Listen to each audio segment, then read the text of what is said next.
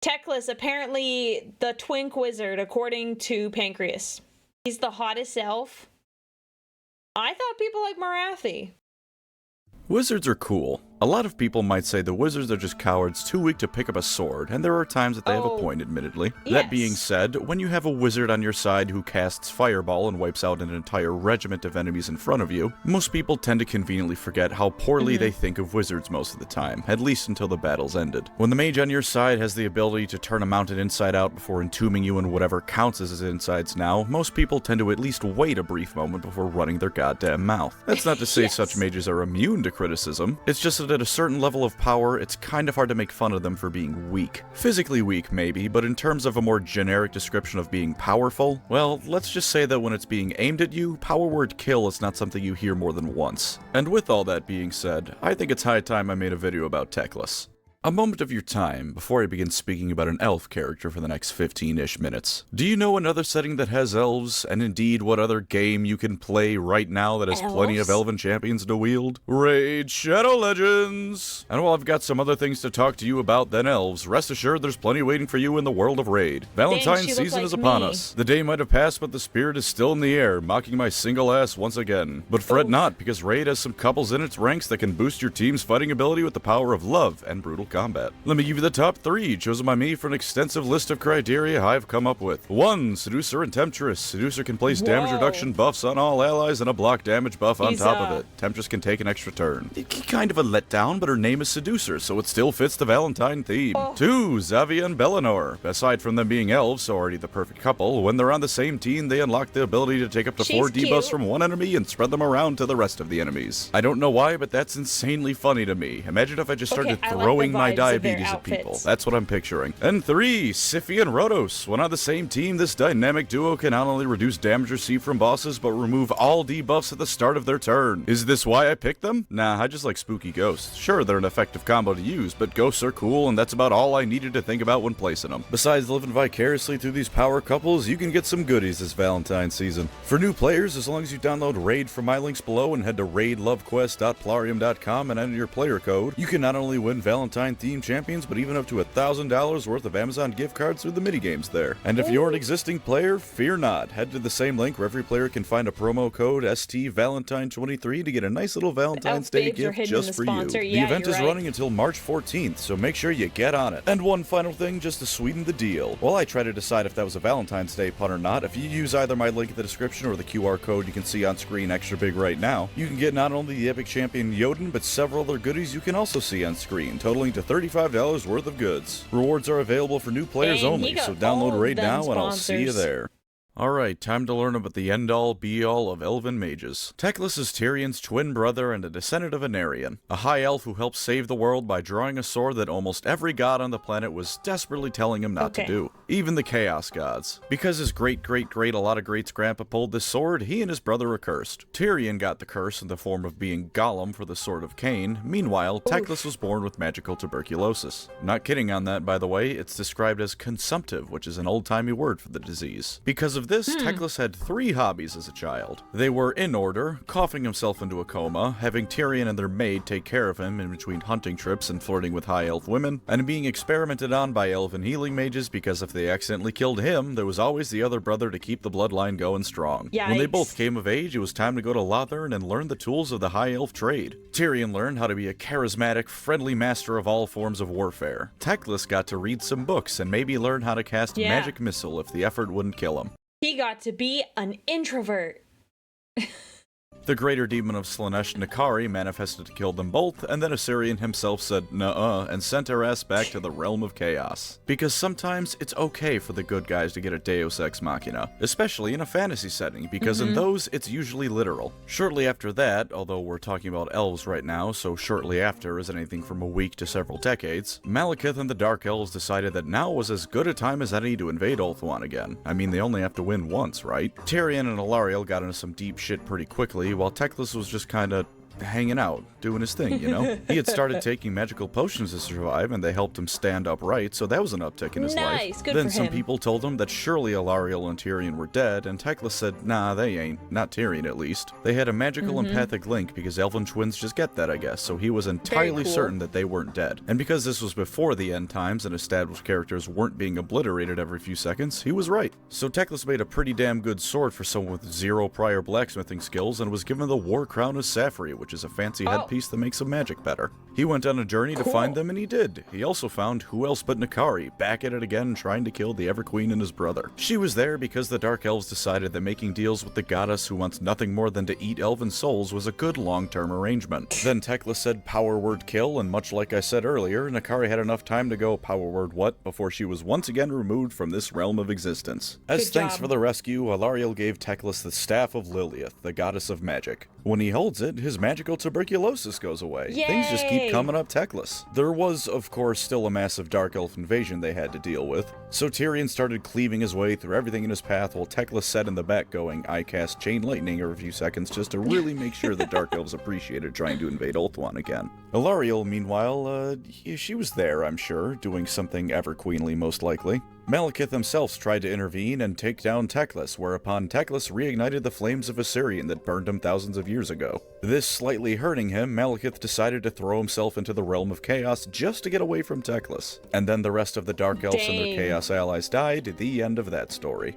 Or should I say, it was the end of the story for all the other High Elves. Because while most of them wanted to celebrate the narrow victory and Tyrion went to show Alariel his sword, and no I don't mean Sunfang, Teclis in a very un-elven move decided that perhaps helping others is actually a good thing to do. So he left Ulthuan to visit the Empire, because while Ulthuan was under siege from the Dark Elves, the Old World was going through the Great War against Chaos, and the ever-chosen before Archaon was busy giving it a good once-over. Thankfully, Magnus the Pious, also known as Chadnus the Pious, or yet another Warhammer fantasy character that makes Big E look like a clown, was a bit more open-minded about magic than most fellows. Together with him, Teclis set up the Colleges of Magic in the Empire of Man, allowing them to not only resist chaos a bit better, but actually throw some fireballs of their own around. Before that, human wizards were either crap or weren't allowed to exist at all, so this was a step up. Between this newfound strength and Magnus just generally being the best, chaos was pushed back. By this point, Teclis was pretty happy with what he had done and took a bit of a vacation. Of course, he's also a huge nerd, so his version of vacation was traveling around the world to see sites of magical power, learning about other cultures, and generally trying to fix the absolute mess that the Warhammer world was in at that point. He even went on an adventure with Gotrek and Felix. There are these magical tunnels that run through the Warhammer world that are in essence like the Webway, but even trippier. You can see alternate realities in them as little bubbles, there's spooky voices in them, and a lot of the time, those voices are actually demons. Teclis went to keep them from breaking down and also stop a pair of Tzeentch cultists from destroying Ulthuan, using these tunnels as a way to travel. Gotrek and Felix, meanwhile, almost literally tripped into the tunnels near Sylvania and met Teclis somehow.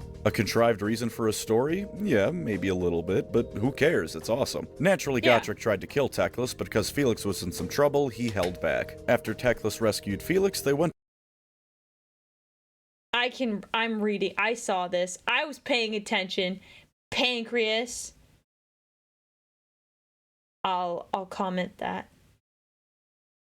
Oh, I'll have to see how many people did it later. To Albion together, which is like England but even worse. They met and chatted with the locals, and Teclis got himself a female bodyguard who was no doubt very interested in his own magical sword. For whatever reason, high elven women kinda snub him a lot, but human women are ready to drop their pants the moment Teclis opens his mouth. If I had to guess, it's probably because he looks like Benedict Cumberbatch. Gotrek also debated letting the No, he probably does. He probably does.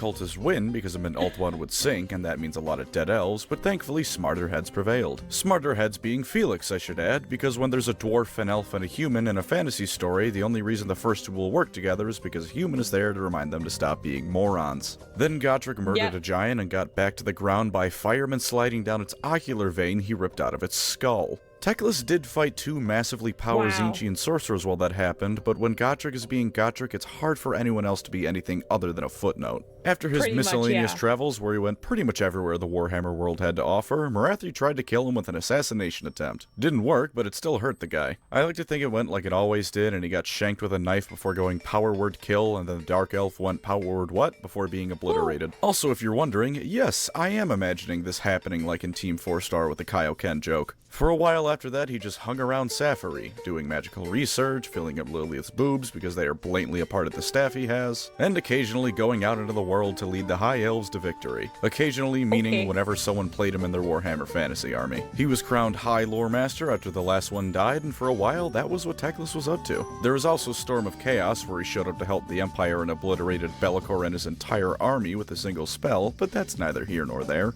Before I start talking about the end times and get upset, let's talk about Teclis himself a bit. As you might have figured out, he's a lot friendlier towards other races than most High Elves are. For sure. Mankind specifically, he thinks is intertwined with the fate of the High Elves, and if man falls, then the Elves go down with them. So I imagine most people that don't like Elves are going to be at least a little bit more favorably inclined towards the guy. Beyond that, he approaches his life with a rather good amount of humor. At the end of the Godric and Felix book he appeared in, he sarcastically thinks to himself about how he saved the world and now has to find his way through hordes of orcs and chaos cultists to get home. Just another day in the life of Ulthuan's most unappreciated hero. He's also shown to have some doubts about himself. In the same book, he wished that Tyrion were in the situation instead of himself, mainly because the sheer amount of charisma cascading off Tyrion like a waterfall of friendliness would have diffused things no problem.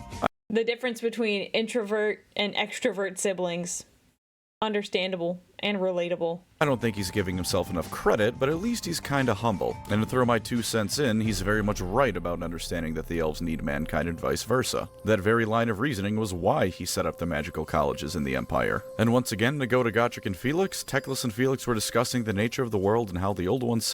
Not even exaggerating, his official art looks a whole lot like Mr. Cumberbatch. We'll have to look at... Sorry, we'll have to look at that. Again, to go to Godric and Felix, Teclis and Felix were discussing the nature of the world and how the old ones set it up. Felix makes a suggestion that Teclis finds to be highly intriguing, and he tells Felix as much. It's not something like him going, yeah, that's a stupid idea, and then it cuts to Teclis fervently writing down the idea for later. He just straight up tells Felix, yeah, that is an awesome idea. Granted, when Felix asks to be kept up to date on any findings Teclis makes on the idea, Teclis tells him that his human lifespan means he'll likely be long dead before he comes to any kind of conclusion, man. But still, for an elf, that's some real humility. Alright, end times time now. It's a Warhammer fantasy character, we have no choice but to go here. Even more so with Teclis, because spoiler alert but not really, he shows up in AOS quite a bit. Teclis has apparently been taking lessons from Eldrad and orchestrates a phenomenally massive amount of shit to keep the elves and world at large alive. He gets Tyrion and Alariel's daughter Aliathra sacrificed to bring back Nagash because he figured they'd all need his help to fight back chaos. Major dick move, but at least I can see the logic in that one. He gets the Phoenix King Finnabar killed when it's revealed that Malekith was the true Phoenix King all along. For real, guys, seriously. This one is just straight up awful retconning, but at the very absolute least, to give Teclis some credit, going under the assumption that this is true, then it's not the worst idea he's had to get Malekith in charge. It's completely stupid from the standpoint of us reading about the setting because it's just blatantly GW ruining established lore, but somewhat understandable in-universe. Classic GW ruining lore. Nothing we can do about that, except I can get a bunch of my friends, we can get a conglomerate together, and we can own most of their shares. And then we can change things. But yeah, nothing we can do about that, realistically.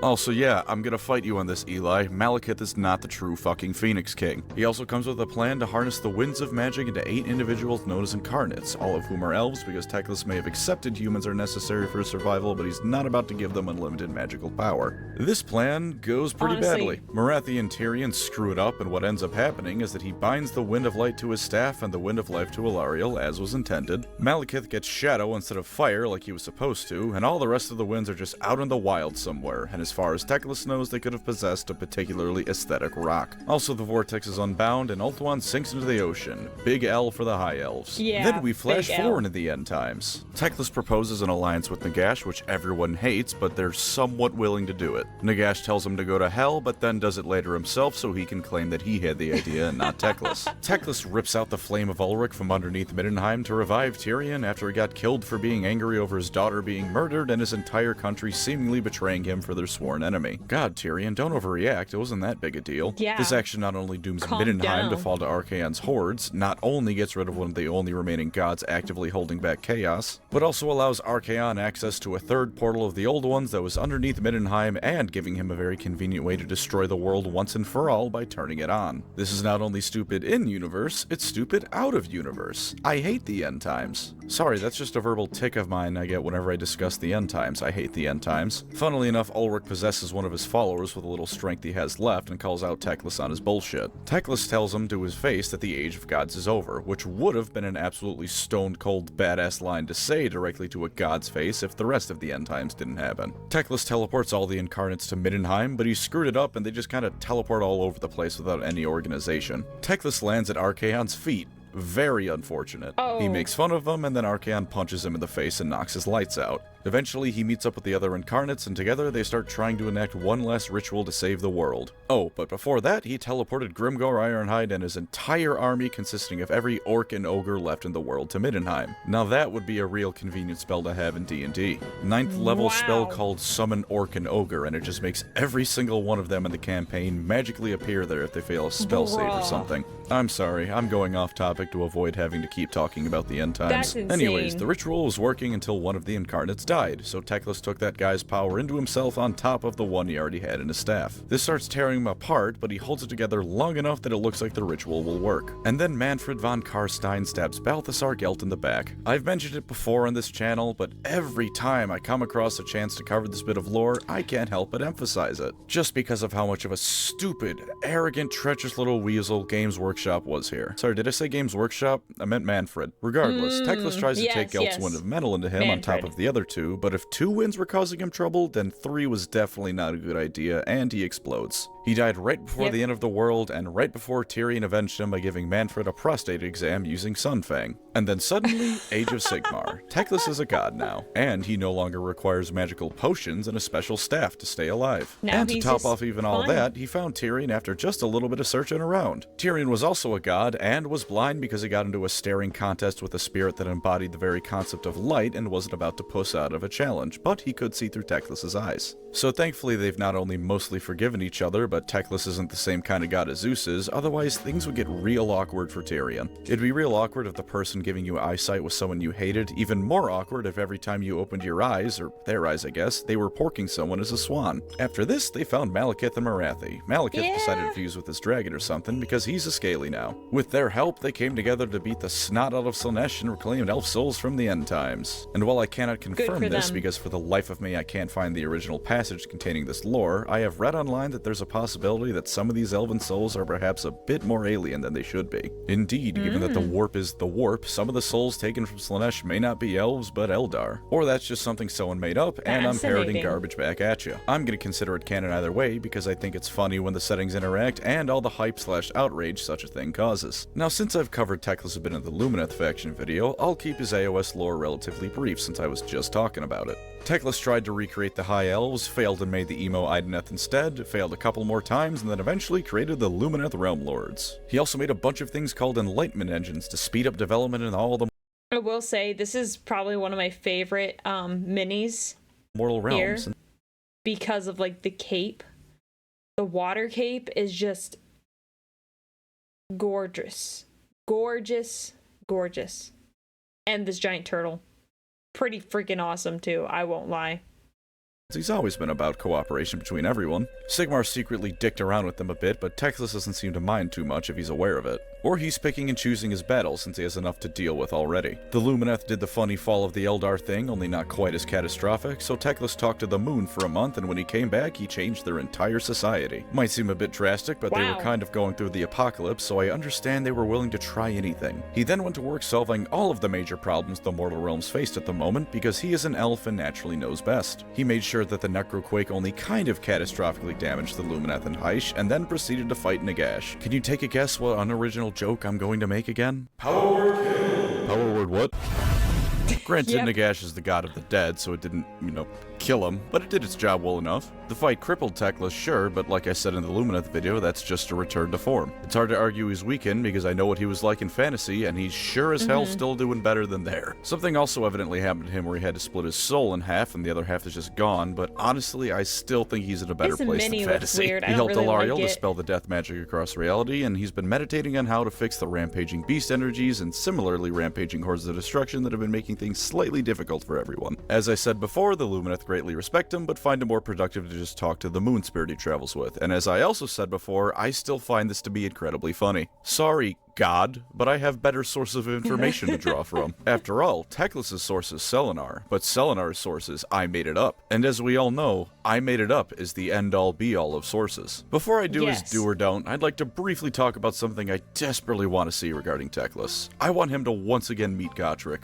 Oh, so badly. Yeah. I want Felix to come back more than that, but holy hell was it funny seeing them interact in the Gotrek and Felix book he's in. Oh, Gotrek scared the ever-loving shit out of him. Granted, it was partially because they were in these weird magical tunnels and Teclis didn't want to go all out in case he collapsed reality around them, but the point still stands that this one particularly angry dwarf scared someone who can blow up cities if he wants to. I want Gotrek to hear about how that one elf he reluctantly helped all those years ago is apparently a god now, show up in Heish, and just cause the biggest scene possible. I would love just that. Start demanding for help finding Felix, or where to find his old axe. Or even just start complaining about how the mortal realms must be truly horrid if some stupid elf from their stupid little island is what passes for a god nowadays. I'm imagining Gotrek ranting in the middle of the public square in Settler's Gain or something, and a bunch of Lumineth are confused why their god is not only preventing them from arresting him, but looks utterly terrified at the thought of them actually trying to apprehend this one annoying dwarf. He knows damn well Gotrek would rip out his tongue before he can finish saying power word kill. Alright, do or don't Teclis. Lore positives, he is the god of the Lumineth. So if you want your army to be led by the faction leader, it's hard to go higher up the chain of command than God. I'm pretty sure Tyrion technically outranks him as a deity in Heish, but Tyrion doesn't have a mini yet. If you want a wise leader to command your army, it's hard to get wiser than Teclis. You might say Selenar is the one who ultimately is behind the Lumineth society as it is, but Teclis is the one who sought the spirit out. And if nothing else, he's always been about the cooperation between the different races to fight back the evils of the world, which in terms of Warhammer is the pinnacle of wisdom. And yet, as I've hopefully made clear, if you want a character with some vulnerabilities to them and one who isn't just a Mary Sue, Teclis is perhaps the ultimate choice in that regard. He's humble for who and what he is, and he even feels inadequate sometimes, even as of Age of Sigmar. At one point during AOS, he has flashbacks to his time in Firm in Bed while Tyrion was being the best elf ever. He was a mage bar none even before he became a god, but he's always has some edges to his character that really flesh him out. And of course, he's one of the good guys in Age of Sigmar. While the Lumineth may or may not have some spicy mind control stuff going on, Teclis doesn't appear to be a part of it. He's always been about cooperation between men, elves, and dwarfs if they'll bother listening, and at least from what I've gathered, Teclis is behind any of the 1984 crap the Lumineth are pulling. He even helped bring the mortals in AOS up to speed with his Enlightenment engines, and that wasn't something he necessarily did because it benefited him. It seems like he just wanted to help. And now rules positives. I mentioned before in the Lumineth video his spell casting shenanigans, but I'll briefly go over it again since this is his video now. If you cast one spell, you get a guaranteed value of 12 and it cannot be unbound. If you cast 2, guaranteed value of 12. If you cast 4, guaranteed value of 10. As you'd expect, he's got some serious magical firepower. And of course, automatically unbind one endless spell and one enemy spell. Nagash rocking up with the Hand of Dust? No, he isn't. Chaos Sorcerer is about to unleash the might of Tzeentch upon the Lumineth? No, they aren't. I'd put good money on him being able to out-magic Magnus the Red, truth be told. If you think those are the only things about him I covered last time because it's all he has to offer, then you're solely mistaken. If they're within range of his aura of Selenar ability, add 1 to casting, dispelling, and unbinding rolls for all Lumineth mages. You might think this requires you to build an army solely based around the wizard units, but then you remember that the basic Lumineth infantry is a wizard unit. The range is anything from 16 inches to 6, depending on how far down his damage table he is. 6 inches isn't great, but by the time he's down there, you've more than likely gotten plenty of use out of the ability. You can also give everything within 18 inches of him a 5-up ward save. I like how the rules say if successfully cast, as if it is physically possible for him to not cast the spell. I mean, I guess if you aren't doing the one spell guarantee, someone can unbind it, but even then they have to try to unbind it, whereas you just go, this is happening now. Oh, and if a unit within that aura of his is affected by either a spell or endless spell, you just roll yourself a dice, and on a 4-up they not only aren't affected by the spell, but can then pick an enemy unit in range and give them D3 mortal wounds. Dude, that's just crazy. To be a prick. Oh, and he knows spells from 3 different lores, as in all of the spells from 3 different lores, not including the ones he already knows on his character sheet. In melee range, he's no slouch either, Wow. with the Sword of Teclis having a pretty damn nice kick to it, and Selenar being able to maul fools that try to take them on. Not the best, but definitely not the worst. As for his tankiness, it's respectable. Again, not the best by a long shot, but he's pretty beefy for a wizard. 16 wounds and a 4-up save means that unless you get absolutely obliterated by both bad rolls and everything the enemy has to offer, Teclis will be sticking around for at least a few turns. And as for his movement, 10 movement is solid. Not the best within the Lumineth or in general, but he can also fly, so if he's really got to get out of a sticky situation, it shouldn't be too hard. As for the lore cons of Teclis, by playing him, you are playing someone at least in part responsible for the world ending. So Teclis doesn't necessarily have the best track record. Prior to that, he'd been doing pretty alright, but that's the kind of black mark that kind of takes up most of a permanent record. Also, if you're the kind of person who really likes making up a narrative and making a story out of your game in general, there's 2 things to keep in mind about Teclis. One is that as one of the gods of High, she's not going to be involving himself in some low-level skirmish. He's going to be fighting in the most realm-shaking battles, not some goblin raid in the middle of nowhere. 2, if you lose the battle, you have probably doomed Hysh and the Lumineth, so try not to do that, yeah? Truth be told, though, that's kind of all I got for his lore cons. I like Teclis, so it's hard for me to come up with bad things to say about the guy. Maybe it's because in fantasy he had to take potions on the daily to survive, and that's not a far shot away from insulin. As for tabletop, though, here we go. Relatable. He is, despite his toughness, still a mage. So my usual caveats of not 1v1ing someone like Gotrek or Archaon in a fight apply here as well. Even other characters that aren't one of those can put hurt on him in range. If Gordrak gets on top of you after he butchered his way through your wardens, you're in danger. And if the Celestin Prime is put in reserve and then Deep Strike's right next to him, it's not going to be looking good for Teclis, especially given that Karl Franz has quite the amount of guaranteed mortal wounds he can cause. He's certainly tanky for a wizard, but the key thing to take from that phrase is for a wizard. Don't let the free guilds line up the artillery against him, because it's going to hurt. And of course, his price. In the real world, he costs $170 US. That's a lot of money. In-game, he costs 700 points. That's not quite as pricey as Dagash is, but it's enough points that if you're taking Teclis in your army, there's decent odds that you're building your army entirely around Teclis. For reference, the second most expensive unit the Lumineth has is worth 440 points. That's a cool mini If he gets too. killed early or before you can get use out of him, it's very likely going to cost you the game. On top of— Where are like these really nice looking minis for 40k? What the heck?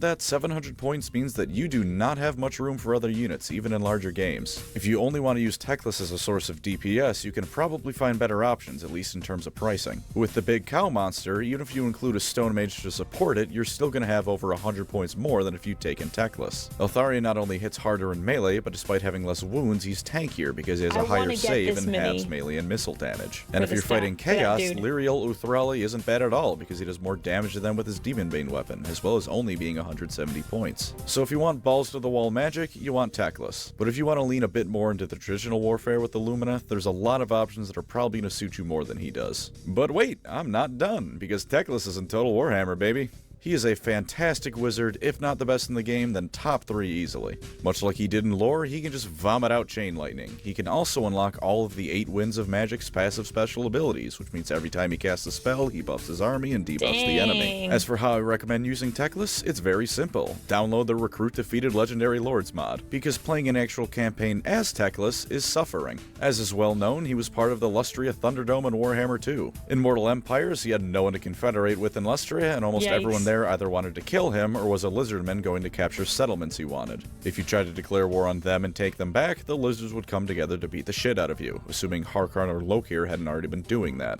In Immortal Empires, Creative Assembly decided to fix this problem by moving him to the Southlands. Instead of fighting pirates, rats, and lizards, he now gets to fight Kairos Fateweaver, Scarbrand, Manfred von Karstein, and pretty much the entire Tomb Kings faction. This is of course in addition to all sorts of minor factions of rats and lizards. Don't worry though, if you pick him, you get Oxyotl nearby, so rest assured, while Tzeentch demons are cheesing you with their Halo energy shield and Scarbrand is sending you to Khorne personally, a chameleon will be taking potshots at them in between your face-pounding sessions. Just download the damn mod and play Tyrion or someone. That way when Teclis inevitably bites it, you can defend Ulthuan with him or something. Fuck man, at least Alethanar is mostly just fighting Dark Elves, not every variety of nasty in the Warhammer world except for Slaanesh demons. I forgot about all the Slaanesh demons down here, so you know what? I lied about the last part. You fight everything. So that's Teclis Teclis of the White Tower, or any number of accolades you could give the guy. Pretty cool dude. Shame his role in life is to fix everyone's problems before getting kicked in the ribs for the 10th time that week. He's kinda like if the Lamenters were a single person now that I'm thinking about it. Not a one-to-one comparison, but he's about as lucky as they are. Nah, I take that back. Felix is if the Lamenters were one dude. Either way, time to wrap up. As always, thank you to my wonderful channel members. You are the Teclis to my rest of the Warhammer world, keeping me going through the coming storm. I hope that none of you have tuberculosis, because otherwise that comparison is going to be a bit dark. If you'd like to support the channel, feel free to subscribe or become a member. Either way, thank you for watching, and take care out there. What's Teclis' biggest weakness? His elf esteem. For being a masterful wizard, you'd think Teclis would invest more into healing spells. I get that high magic is supposed to be the ultimate form of magic, but seriously, even if it never cured his curse, it would have at least helped when he was blocking arrows with his face for the 1000th time. Seriously, dude, at least carry some band-aids around with you. He's not wrong. That's honestly, it's a very good point. I don't know why you wouldn't invest in that. Even with something just to take the edge off.